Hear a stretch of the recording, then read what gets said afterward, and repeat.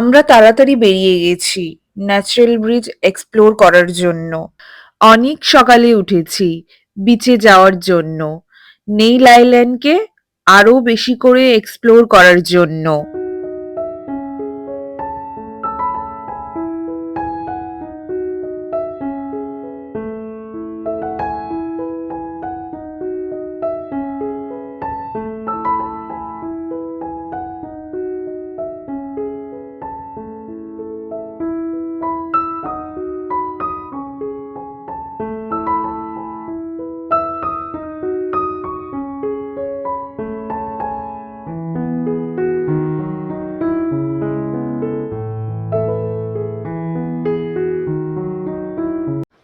Hi guys, good morning, welcome back to my channel, welcome to a new blog. এখন এসেছি natural ব্রিজে। এখন সকাল 6:30 বাজে। খুব ভালো লাগছে সকালটা এখানে। এই জায়গাটা ব্লগে দেখেছি অনেকবার, বাট সামনাসামনি আরো সুন্দর। এখন যাচ্ছি ন্যাচারাল ব্রিজ, বাট ওখানে লো টাইডে শুধু যেতে পারবে, হাই টাইডে যেতে পারবে না, পুরো রাস্তা কভার হয়ে যায়। তারপর আমাদের সকাল 11:30 নাগাদ ক্রুজ আছে পোর্ট ব্লেয়ারের। কার পার্কিং থেকে ন্যাচারাল ব্রিজ এই রাস্তা দিয়ে হেঁটে 10 মিনিট মতো লাগে। কোরালকে জীবিত রাখতে গেলে 24 আওয়ার জল লাগে। এখানে সব সময় জল থাকে না, তাই সব কোরাল ডেড হয়ে যায়। ন্যাচারাল ব্রিজ দেখার জন্য এই ডেড কোরালের ওপর দিয়ে আগে যেতে হবে। সো লেটস গো দেয়ার। তবে নেল আইল্যান্ড বেশ কস্টলি। এখানে মিনিমাম হোটেল ভাড়া 3,500 থেকে শুরু। খাবারও কস্টলি। সবকিছুই 2-2.5 কিলোমিটারের মধ্যে যা যা স্পট ঘুরলাম। এটা হলো জঙ্গলি পাইনঅ্যাপেল, ন্যাচারাল জুস বের করে এখানকার আদিবাসী লোক, যাদের জারাওয়া বলা হয়। আমরা অনেকজন লোক এসেছি ট্রাভেল এজেন্সি ধরে, তো আমরা ট্রাভেলার গাড়িতেই ঘুরেছি সাইট সিনের জন্য। এটা হলো লক্ষ্মণপুর 2 বিচ, যেখানে ন্যাচারাল ব্রিজ দেখতে পাওয়া যায়। এটা দেখতে গেলে লো টাইডের টাইমে আসতে হবে। ন্যাচারাল ব্রিজ এই রাস্তা দিয়েই হেঁটে যেতে হবে। এই সার্ফেস দিয়ে হেঁটে যাওয়া কিন্তু খুবই রিস্কি, পাথুরে। এই ব্রিজ পুরো কোরাল দিয়ে বানানো। This is the view of natural bridge. এটা ন্যাচারাল আর্চ, যেটা রক ফর্মেশন থেকে তৈরি হয়েছে। কোরালে প্রচুর ক্যালসিয়াম কার্বনেট থাকে, সেই জন্যই ডেড কোরালের শরীর থেকে তৈরি হওয়া এই সারফেস এত শক্ত, ক্যালসিয়াম কার্বনেটের জন্য। এগুলো হলো লিভিং কোরাল। আমি ভাবিনি যে এত সুন্দর হবে, ভেবেছি যে শুধু ন্যাচারাল ব্রিজই থাকবে। Live coral, fish, snake, insect, অনেক কিছু এখানে দেখতে পেলাম।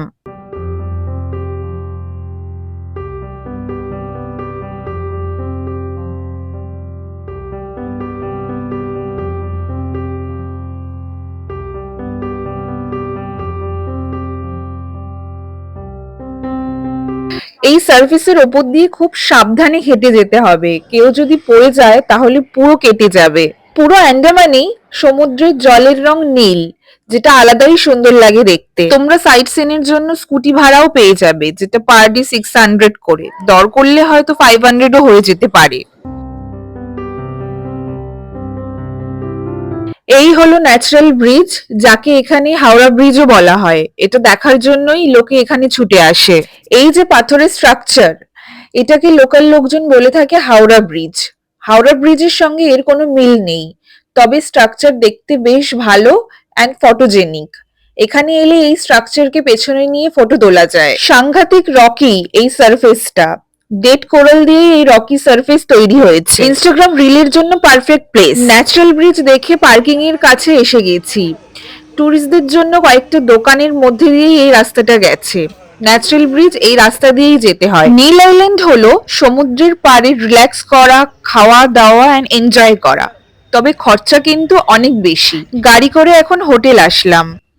পোর্ট ব্লেয়ারটাই সিটি এরিয়া। যারা ওখানে থাকে, কোনো কাজে আসে বা অফিসের জন্য, তারা পোর্ট ব্লেয়ারেই থাকে, কারণ ওটাই থাকার মতো আর কি জায়গা, সিটি ওটা। বাকি সব এরিয়া বা আইল্যান্ড যেগুলো আছে সেগুলোতে থাকার মতো নয়, ঘোরার জন্যই সেগুলো ভালো।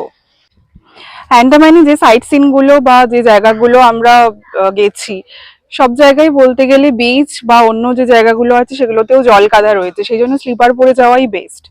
অন্য যে ফ্ল্যাট জুতোগুলো এনেছি সেগুলো পরাই হয়নি, স্লিপার পরেই পুরো ট্রিপ ঘুরে বেরিয়েছি। অন্য জুতো পরলে নষ্ট হয়ে যেত, সেই জন্য স্লিপার পরে ঘোরাই বেস্ট। এখন আসলাম ভরতপুর বিচে, এখান থেকে ক্রুজে করে যাব পোর্ট ব্লেয়ার। হোটেল থেকে ওয়াকিং ডিস্টেন্সই আছে, বাট গাড়িতেই আসলাম। লাগেজ চেক ইন করে ক্রুজে উঠে গেছি। ক্রুজের ভেতরটা এরকম ছিল, পুরো অ্যান্ডামানই কস্টলি। অ্যান্ডামান আমাদের ইন্ডিয়ার মধ্যে হলেও কস্টলি।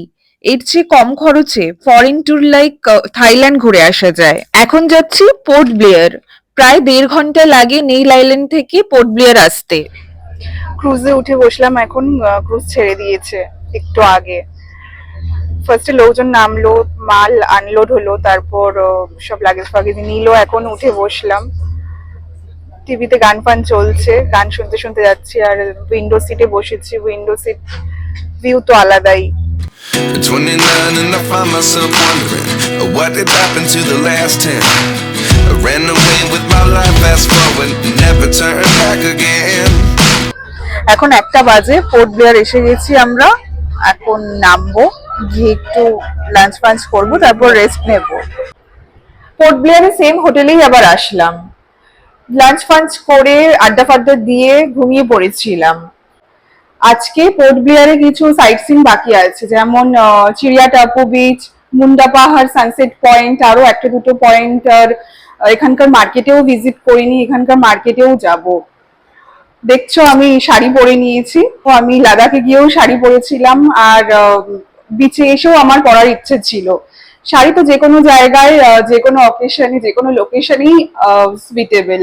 শাড়ি এমন একটা ড্রেস, তো বিচে এসেও আমার আঁচল উড়িয়ে ফটো ভিডিও করার ইচ্ছে ছিল, তাই জন্য এখানেও পরে রেডি হয়ে গেছি, এখন বেরোবো। সামুদ্রিকা মিউজিয়াম ভিজিট করতে এসেছি। ভেতরে যাওয়ার জন্য 50 রুপি পার পার্সন লাগবে। এন্ট্রির পর অ্যান্টি এয়ারক্রাফট গান দেখতে পাবে। ওয়েলের স্কেলেটন আছে। স্কেলেটন খুব সুন্দর করে ডিসপ্লে করা, ইনফরমেশনও দেওয়া ওয়েলস নেভিগেট কি করে করে। টুরিস্ট আন্দামানে এলে শুধু আন্দামান আইল্যান্ড যেতে পারবে, এর মধ্যে অনেক আইল্যান্ড যেতে পারবে না, কারণ ওখানে ট্রাইব লোক থাকে। আবার অনেক আইল্যান্ডে কেউ থাকে না। নিকোবর আইল্যান্ডে কেউ যেতে পারবে না। জারাওয়া ট্রাইবের ব্যাপারেও ইনফরমেশন দেওয়া। জারাওয়া ট্রাইব কি ধরনের হাতিয়ার ইউজ করে ওটাও লেখা, যেমন তীর, তলওয়ার। তোমাদের তো আগেই দেখিয়েছি বরাটাং যাওয়ার পথে, ওই রাস্তাটা জারাওয়া ট্রাইবাল এরিয়ার মধ্যে দিয়ে যায়।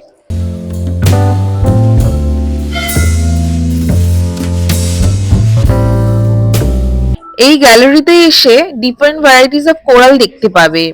ব্রেনের শেপের মতো দেখতে বলে ব্রেন কোরাল নাম হয়েছে এর। দেখো সিমিলার কোরাল গ্রুপ করা আছে ব্রেন কোরাল নামে।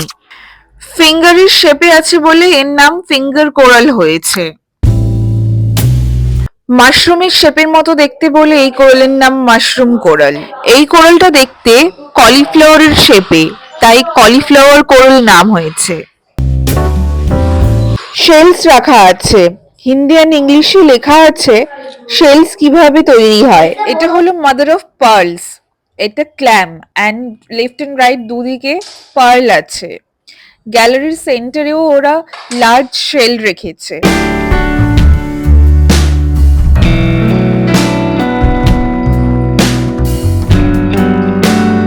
এটা অঙ্গির ব্যাপারে লেখা।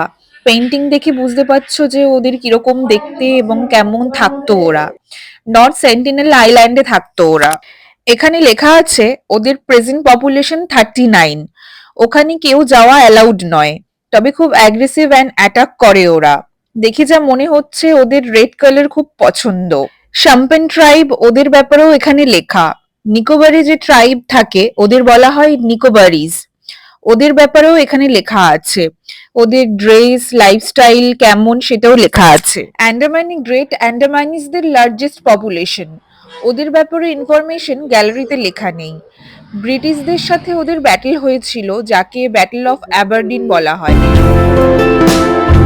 মিউজিয়ামের বাইরে এই জায়গাটা গাছপালা ফুল দিয়ে এত সুন্দর করে সাজানো ছিল, একটু ঘুরে ঘুরে জায়গাটা দেখছিলাম। এই জায়গাটা ফটো পয়েন্ট বলে একটু ফটো আর ভিডিওগ্রাফিও করে নিয়েছি। At 29 and I find myself wondering what did happen to the last 10. I ran away with সমুদ্রিকা মিউজিয়ামের ভেতর একটা শপ আছে যেটা ভিজিট করতে এসেছি। এর মধ্যে অনেক আইটেম সিশেল কাট করে বানানো হয়েছে।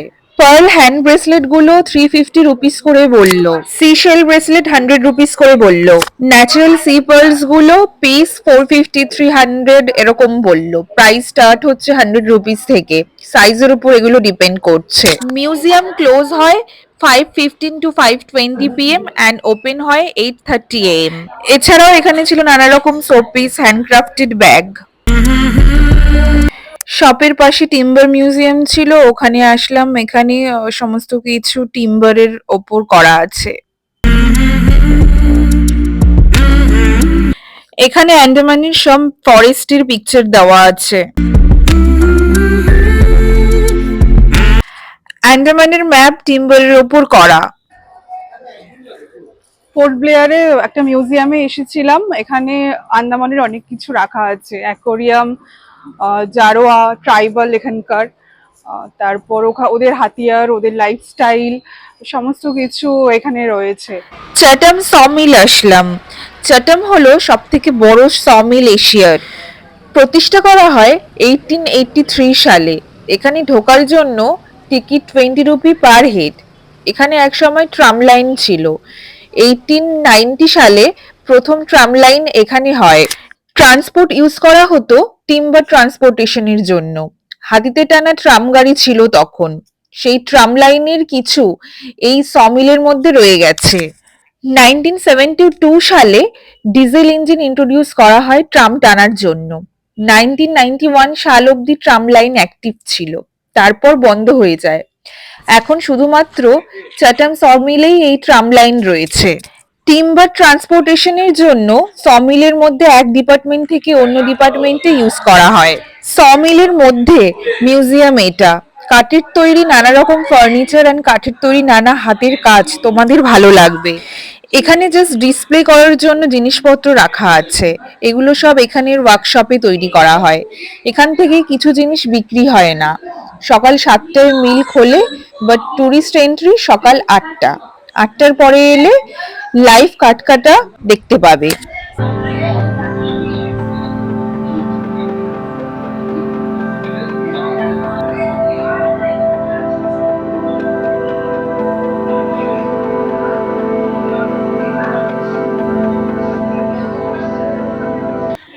এত সুন্দর সুন্দর কাঠের সব জিনিস এখানে সাজানো, জিনিসগুলো সব ঘুরে ঘুরে দেখছিলাম।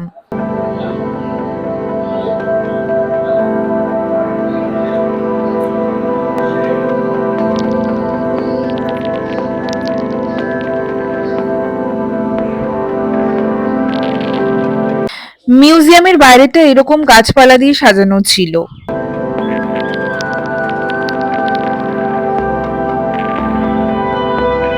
মিউজিয়াম ঘুরে এবার হোটেলে যাব। যাই হোক, ব্লগটা আশা করছি তোমাদের ভালো লেগেছে। ভিডিওটা ভালো লাগলে চ্যানেলটাকে সাবস্ক্রাইব করে দিও, ভিডিওটা একটু লাইক করে দিও, কমেন্ট করে জানিও কেমন হয়েছে, আর বন্ধুদের সাথে শেয়ার করে দিও। দেখা হচ্ছে পরের ভিডিওতে। Bye bye.